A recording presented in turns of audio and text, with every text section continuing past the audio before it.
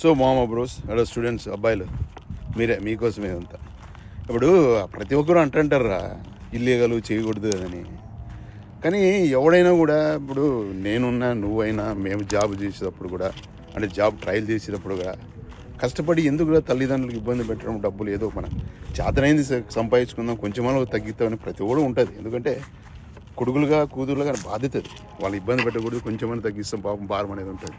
తప్పేం కాదు. అంటే ఇప్పుడు నువ్వు ఇల్లీగల్ అంటున్నావు, ఇప్పుడు స్టూడెంట్స్ పోతున్నాడు, వాడి సపోర్ట్ కూడా ఇల్లీగల్, వాడికి తెలుసు కదా. మరి వీడికి లేదు వాడికి ఎందుకు? పట్టుకుంటే వానికి ప్రాబ్లము, లేదంటే పట్టుకుంటే ఇద్దరికి ప్రాబ్లమే. వాడు ఓకేనాడు, మనం ఎందుకు మధ్యలో మాట్లాడేది చెప్పు?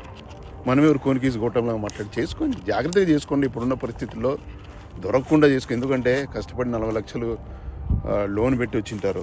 దొరికినా అనుకో పాపం, మీ తల్లిదండ్రుల కళలు పోతాయి, మీ కళలు పోతాయి. జాగ్రత్తగా ఉండండి, చాలా చాలా కేర్ఫుల్గా ఉండండి అంతే.